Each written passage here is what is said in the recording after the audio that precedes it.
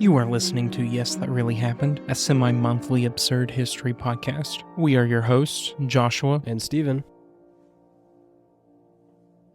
Welcome to Yes, That Really Happened, the podcast where we explore the bizarre and fascinating stories from history. Before we dive into today's episode, we wanted to let you know that this is a minisode, a shorter follow-up to our previous episode on Charles XII of Sweden, also known as Carolus Rex. In these minisodes, you'll hear just one of us talking normally about some of the interesting side stories and consequences that didn't quite make it into our main episodes. Some of these minisodes will be part of a series called the Dominoes of History, where we explore how one historical event or decision can set off a chain reaction that ripples through time and affects the world in which we live today. We will have an installment of the Dominoes of History for every main topic, or at least that's the plan. So in this first minisode and the first Dominoes of History, we're going to take a closer look at some of the consequences of Charles XII's decisions that we did not have time to cover in our previous episode, or we may have just touched on, but I'd like to highlight them today. We will be exploring how two specific decisions have affected history and shaped the world as we know it today. One of the most important decisions made by Charles XII, and the first one I want to highlight, was not interfering in the War of Spanish Succession. This war was fought between 1701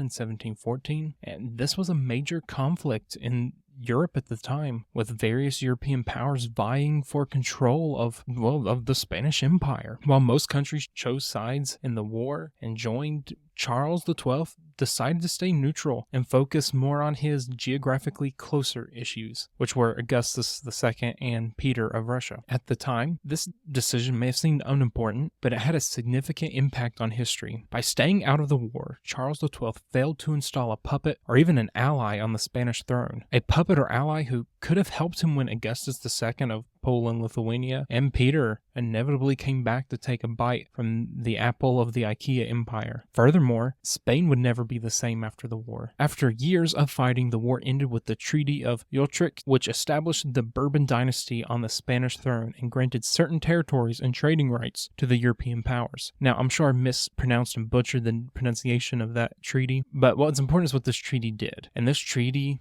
really weakened the Spanish Empire in several ways. Firstly, the war had drained the Spanish treasury and weakened its military. This made it more difficult for Spain to maintain its overseas colonies and defend its interest in the New World. Secondly, the treaty granted certain territories, including the Spanish Netherlands and parts of Italy, to other European powers. This reduced the size and power of the Spanish Empire. Thirdly, the treaty granted trading rights to other European powers, which allowed them to compete with Spain for valuable trade routes and resources. This further weakened the Spanish economy and its ability to maintain its empire. All of these factors contributed to the decline of the Spanish Empire in the following centuries. The empire would continue to shrink in size and lose influence on the world stage, eventually being surpassed by other European powers like England and France, and as we'll mention here in a minute, Russia, and eventually Prussia. So the War of Spanish Succession played a significant role in the decline of the Spanish Empire, by weakening its military, reducing its territories and trading routes, and ultimately undermining its power and influence in the world. Now, let's be honest. Charles XII and Sweden's entering the war, it's highly unlikely that most of the aforementioned factors would have been changed by this. The eventual decline of the empire and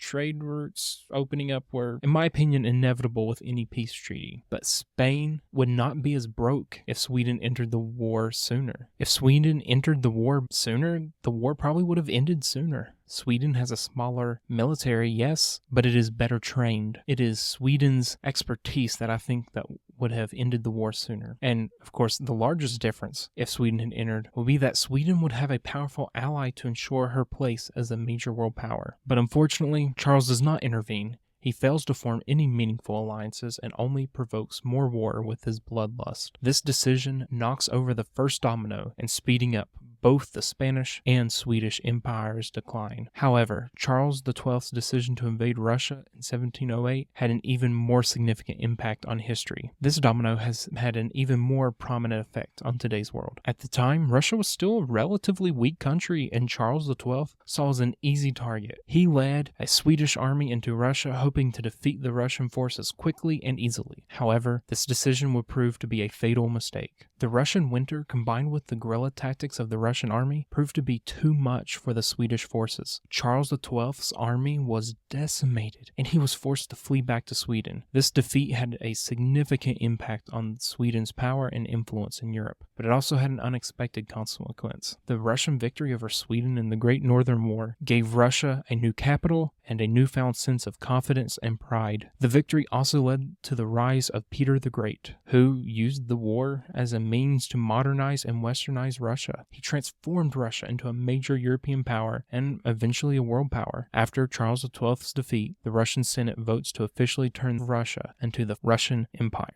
Due to this newfound confidence and position was just the first domino. Russia would be integral in Prussia becoming a real world power, the next domino, and caused the downfall of Napoleon. When Napoleon invaded Russia, the winter killed over 300,000 of his soldiers, over half of France's army. Napoleon would never be whole again and would be defeated at the Battle of Waterloo. It is my belief that if Napoleon had his full strength, he would not have lost. If he had not lost so many troops in Russia, he would not have been defeated. And so there falls the next domino. And then as Russia fades, it is replaced by the Soviet Union after the First World War. And after the Second World War, the Soviet Union is left as one of the two world powers. And there goes the next domino. And then in the 90s, the Soviet Union collapses, the next domino, and we're left with the Russia that today, in 2023, is trying to reclaim that same territory she held under Peter the Great. All of these dominoes go back to Charles' failed invasion of Russia. So as we can see, Charles XII's decision to invade Russia had far-reaching consequences that shaped the course of history. It is impossible to know exactly what would have happened if Charles had made a different decision here or there, but this much is clear. His choices had a significant impact on the world we live in today. Thank you for listening to this episode of Yes, That Really Happened. This was the first minisode, and we are playing around with the format. Hope you enjoyed it, and join us next time as we explore more fascinating and absurd stories from history. Thank you for listening to Yes, That Really Happened.